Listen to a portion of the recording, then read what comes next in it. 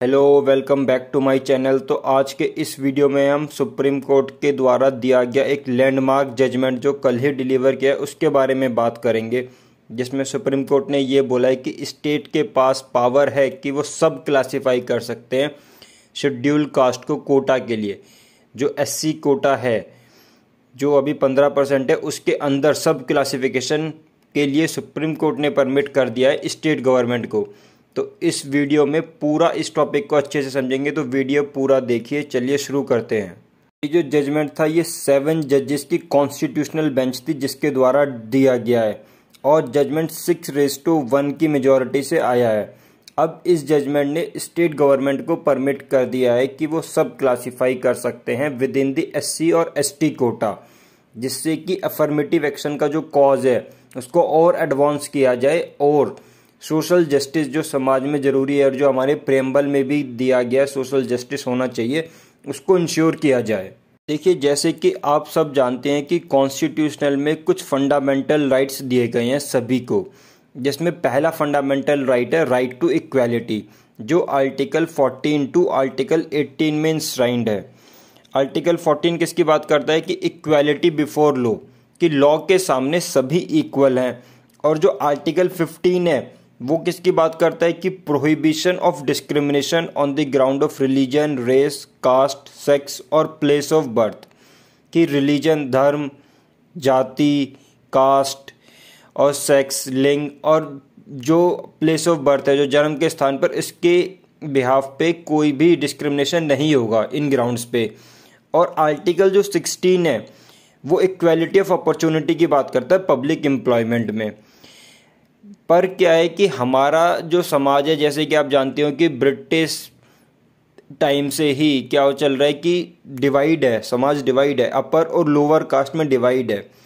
तो जिससे कि ये इक्वालिटी, जो इनइक्वालिटी समाज में जो बहुत सालों से परसिस्ट कर रही थी, इसको हटाने के लिए और जो लोग नीचे तबके के लोग हैं, जो बिहाइंड द लैडर हैं, उनको ऊपर लाने के लिए गवर्नमेंट जो वो थे उस टाइम, जो कॉन्स्टिट्यूशनल मेकर थे, उन्होंने क्या इंश्योर किया, उन्होंने रिजर्वेशन की पॉलिसी की, एक अफर्मेटिव एक्शन इंश्योर किया कि समानता जब ही आएगी जब इन लोगों को सपोर्ट मिलेगा, क्योंकि इनके पास तो रिसोर्सेज ही नहीं थे। इन कम्युनिटीज़ के पास इनको की रिसोर्सेज मिले, इसीलिए क्या इंश्योर किया, रिजर्वेशन, कि जिससे रिजर्वेशन से ये भी जो नीचे रह गए लोग वो ऊपर उठ सकें, इसलिए रिजर्वेशन की स्टार्टिंग हुई थी। बट ओवर द पीरियड क्या हुआ कि जो रिजर्वेशन का बेनिफिट है वो भी सेलेक्टेड कम्युनिटीज़ ही उठा रही हैं। जैसे ओबीसीज के अंदर तो कई सारी कम्युनिटी हैं, एससीज के अंदर तो कई सारी हैं, सिमिलरली एसटी के अंदर भी कई सारी कम्युनिटी हैं। बट रिजर्वेशन का बेनिफिट क्या सभी जातियों को इक्वल मिल रहा है? नहीं मिल रहा। रिजर्वेशन कुछ ही जो इनके अंदर भी, इन कम्युनिटीज़ के अंदर भी जो पावरफुल कम्युनिटी है, उन्होंने ज़्यादा बेनिफिट उठा लिया और वो ऊपर आ गए, समाज में उनके जनरल के बराबर आ गए। बट जो बाकी जातियाँ थी वो अभी भी, जो पहले वाली सिचुएशन थी वो अभी भी उसमें ही है, उसी सिचुएशन में है, उनमें कोई इम्प्रूवमेंट नहीं आया। तो जो सोशल जस्टिस होना चाहिए था वो तो नहीं हुआ, आफ्टर रिजर्वेशन के बाद भी सोशल जस्टिस नहीं हुआ। इसीलिए 1992 में इंदिरा साहनी केस में सुप्रीम कोर्ट ने क्या किया, क्रीमी लेयर का कॉन्सेप्ट इंट्रोड्यूस किया ओबीसीज के लिए, कि ओबीसी में क्या है, अब 2 टाइप से कास्ट हो जाएंगे, एक क्रीमी लेयर और एक वर्ग हो जाएगा non creamy layer. Creamy layer में कौन है, जो जैसे आईएएस, आईपीएस या ग्रुप 1 सर्विसेज में जो लोग हैं, अब क्योंकि वो ऊपर आ चुके हैं, अब उनको रिजर्वेशन की ज़रूरत नहीं है। जो उनके आफ्टर फैमिली मेम्बर हैं फर्स्ट जनरेशन के बाद, क्योंकि अब वो सोशल जस्टिस के तहत ऊपर आ चुके हैं, समाज में अच्छे लेवल पे आ चुके हैं, तो अब उनको रिजर्वेशन की ज़रूरत नहीं है। अब वो रिजर्वेशन छोड़ें तो जो और नीचे हैं उनको रिजर्वेशन मिल जाएगा, उनका प्रॉपर बेनिफिट उठाएंगे वो रिजर्वेशन का, तभी तो समाज में इक्वालिटी आएगी। अब ये जो प्रेजेंट केस क्या था जिसमें सुप्रीम कोर्ट ने ये जजमेंट दिया है, तो कई सारी गवर्नमेंट ओवर द पीरियड ये कह रहे थे कि रिजर्वेशन के बाद भी कई सारी कास्ट ऐसी हैं जो अभी भी अंडर रिप्रेजेंट है, गवर्नमेंट जॉब्स में, कॉलेजेस में, यूनिवर्सिटीज़ में अंडर रिप्रेजेंट है। तो उनके लिए क्या होना चाहिए, एससी कोटा के अंदर एक सेपरेट कोटा होना चाहिए। इसका सबसे पहला जो एग्जांपल है वो पंजाब गवर्नमेंट ने 1975 में किया। उन्होंने क्या किया, जो उनका 25% रिजर्वेशन था एससीज के लिए, उसको उन्होंने डिवाइड किया, कि इसमें एक वाल्मीकि में और एक मजहबी सिख कम्युनिटीज़ में और बाकी और कम्युनिटीज़ में उन्होंने डिवाइड कर दिया कि जो वाल्मीकि और जो मजहबी सिख कम्युनिटीज़ थी ये बिल्कुल पीछे थी, तो इनको रिजर्वेशन का आधा हिस्सा इनको दिया जाएगा और जो बाकी बचा हुआ एससी का आधा रिजर्वेशन है जो बाकी अदर एससी कम्युनिटीज़ को दिया जाएगा। तो ये पंजाब गवर्नमेंट ने इंट्रोड्यूस किया था। ऐसे ही सिमिलरली आंध्र प्रदेश गवर्नमेंट ने भी एक एक्ट लाया, ऐसे ही तमिलनाडु गवर्नमेंट ने भी एक्ट पास किए। तो 2004 में सुप्रीम कोर्ट ने ईवी चिन्नैया केस में जो आंध्र प्रदेश का जो शेड्यूल कास्ट का एक्ट था उसको स्ट्रक डाउन कर दिया, ये कहते हुए कि ये राइट टू इक्वालिटी जो आर्टिकल 14 के अंदर दी गई है इसका वायलेशन करता है। सुप्रीम कोर्ट ने क्या कहा कि जो सुप्रीम कोर्ट ने ये बोला कि जो एससीज को नोटिफाई करने की पावर है वो आर्टिकल 341 के अंदर जो कॉन्स्टिट्यूशन में दिया गया है वो केवल प्रेसिडेंट के पास ही है, स्टेट के पास पावर नहीं है कि वो एससी कम्युनिटीज़ को नोटिफाई कर पाएँ। तो इसी ग्राउंड पे सुप्रीम कोर्ट ने 2004 में ईवी चिन्नैया केस में आंध्र प्रदेश का जो वो लेजिस्लेशन आया था शेड्यूल कास्ट को कि उसको सब कोटा देने के लिए, उसको क्या कर दिया, स्ट्रक डाउन कर दिया। इसके बाद जो बाकी स्टेट गवर्नमेंट जो स्टेप्स ले रहे थे उन्होंने भी अपने स्टेप्स को पीछे खींच लिया। तो ये मुद्दा तभी से ठंडा पड़ा हुआ है, बट ओवर द पीरियड इसकी डिमांड उठती रही है कि सब कोटा होना चाहिए विद इन द कोटा, जिससे क्या होगा, इक्वालिटी आएगी समाज में। इसी बेंच में एक जस्टिस गवाही थे, उन्होंने ये ओपिनियन दिया कि जो अनइक्वल्स हैं उनको आप अनइक्वल ही ट्रीट करो, जो कम्युनिटीज़ पीछे रह गई हैं उनको आप, जो कम्युनिटीज़ ऊपर आ गई उनके साथ कैसे इक्वली ट्रीट कर सकते हो। तो ओबीसी कम्युनिटी में भी तो कई सारी ऐसी कम्युनिटी हैं जो और डोमिनेंट हैं, ऐसी एससी लिस्ट में कई सारी ऐसी कम्युनिटी हैं जो औरों से ज़्यादा डोमिनेंट है, तो उनको आप कैसे इक्वली ट्रीट कर सकते हो। तो इसको कि unequal should be treated unequally, इसको समझाने के लिए एक पिक्चर दिया गया है। ये आपने पिक्चर देखा होगा, ये बहुत अच्छे से डिपिक्ट करता है। इस पिक्चर में क्या दिख रहा है कि एक छोटा बच्चा, एक उससे बड़ा और एक उससे बड़ा। इक्वालिटी कब हो जाएगी कि हमने तीनों को एक स्टूल दे दिया कि सब क्रिकेट मैच देख रहे हैं। अब देखो स्टूल को लगाने के बाद भी जो छोटा बच्चा है वो तो अब भी नहीं क्रिकेट मैच देख पा रहा, जो उससे बड़ा है वो थोड़ा आराम से देख पा रहा है और जो बड़ा है वो आराम से देख पा रहा है, वो कंफर्टेबल तरीके से देख पा रहा है। तो ये हो गई इक्वालिटी कि हमने सबको इक्वली ट्रीट किया, बट क्या बेनिफिट सबको एक जैसा मिला? नहीं मिला। तो इक्विटी क्या है? इक्विटी क्या है कि जो बड़ा बंदा था वो तो पहले से ही सक्षम था, तो उसको तो कुछ देने की जरूरत ही नहीं है। जो उससे छोटा था उसको एक स्टूल दे दिया, वो आराम से कंफर्टेबली इस एग्जांपल में मैच देख पा रहा है, और जो छोटा बच्चा था उसको 2 स्टूल दे दिया, वो और आराम से देख पा रहा है। तो इसी तरीके से जो कम्युनिटीज़ एससी के भीतर या बाकी एसटी या ओबीसी के भीतर जो ज़्यादा पीछे हैं उनको ज़्यादा बेनिफिट रिजर्वेशन का दिया जाए।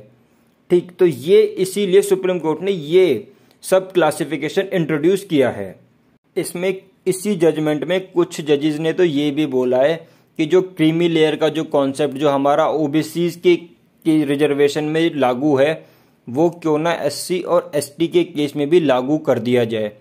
बट ये जो जजमेंट है ये फाइनल जजमेंट में नहीं है, मेजॉरिटी जजमेंट में नहीं है। कुछ ही क्योंकि जजेस ने बोला था कि क्रीमी लेयर का कॉन्सेप्ट क्यों ना शेड्यूल कास्ट और शेड्यूल ट्राइब्स में भी इक्वल लागू कर दिया जाए। इसका एक एग्जाम्पल उन्होंने क्या दिया कि मान लो जो एक आईएएस और आईपीएस का बच्चा है, क्या आप उसको इक्वेट करोगे? वो बच्चा जो एक मान लो ग्राम पंचायत या किसी जिला परिषद के स्कूल में पढ़ रहा है, नहीं कर सकते ना। तो इसीलिए क्या है कि आपको क्रीमी लेयर का कॉन्सेप्ट इंट्रोड्यूस करना चाहिए, बट ये क्योंकि फाइनल जजमेंट का पार्ट नहीं है तो अभी ये तो इंट्रोड्यूस नहीं किया गया। पर ये फैक्ट है कि आने वाले टाइम पे हम ये देखेंगे कि क्रीमी लेयर का कॉन्सेप्ट एससी और एसटी कैटेगरी में भी जल्दी देखने को मिलेगा। अब इसके पॉलिटिकल इम्प्लीकेशन क्या होंगे वो देखते हैं। तो एक बात तो सुप्रीम कोर्ट ने बोली कि आप जो क्लासीफाई करोगे उसके लिए क्या चाहिए, क्लासीफाई कैसे करोगे कि कौन सी कम्युनिटी ज़्यादा बेनिफिट उठा चुकी है, कौन सी कम उठाई है, उसके लिए क्या चाहिए? डाटा चाहिए। अब डाटा कैसे आएगा? तो कास्ट सेंसस।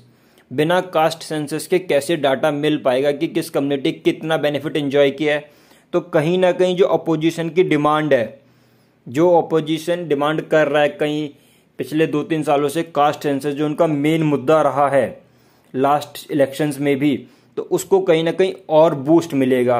और दूसरा खुद जो बीजेपी के जो एलाइज हैं, जेडीयू वगैरह, और वो भी कास्ट सेंसस की बात कर रहे हैं, तो कहीं ना कहीं वो भी, यानी कहीं ना कहीं इस जजमेंट से जो कास्ट सेंसस की आग है उसको और चिंगारी मिल गई और उसमें पेट्रोल डल गया, ऐसे बोल सकते हैं।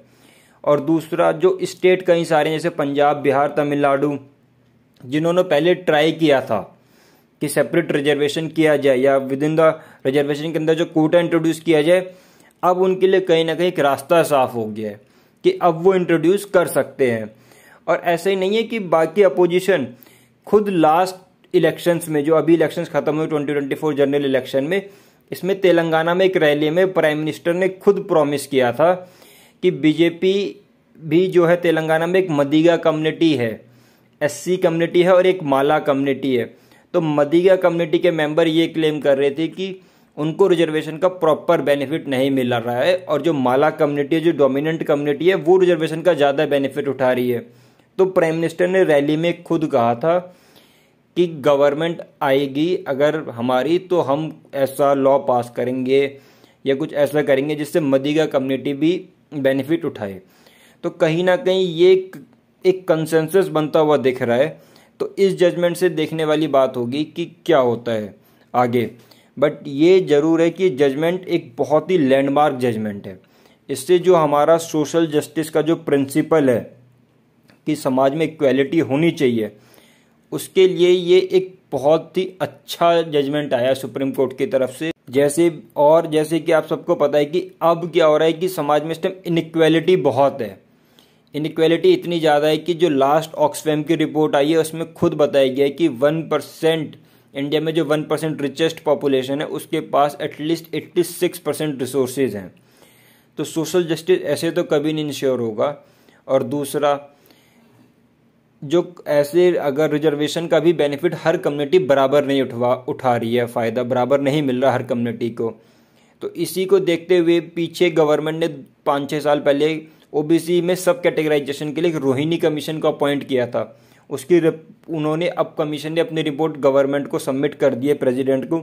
तो आने वाले टाइम पे हम ये भी देखेंगे कि जो सब कैटेगराइजेशन है ये ओबीसी रिजर्वेशन में भी देखने को जल्द मिलेगा। तो ये एक अच्छा डिसीजन है सुप्रीम कोर्ट का, बहुत ऐतिहासिक डिसीजन है। इससे क्या होगा कि समाज में तो इक्वालिटी आएगी, बट पॉलिटिक्स में इसमें बहुत अच्छा डिसीजन रहेगा कि बट पॉलिटिक्स में जो पॉलिटिकल लीडर है उनको एक मुद्दा मिल गया फिर से। तो देखते हैं आगे क्या होता है। तो ये डिसीजन फिर भी सुप्रीम कोर्ट का बहुत अच्छा है। तो आज के वीडियो को रखते हैं यहीं तक, मिलेंगे नेक्स्ट वीडियो में। Thank you.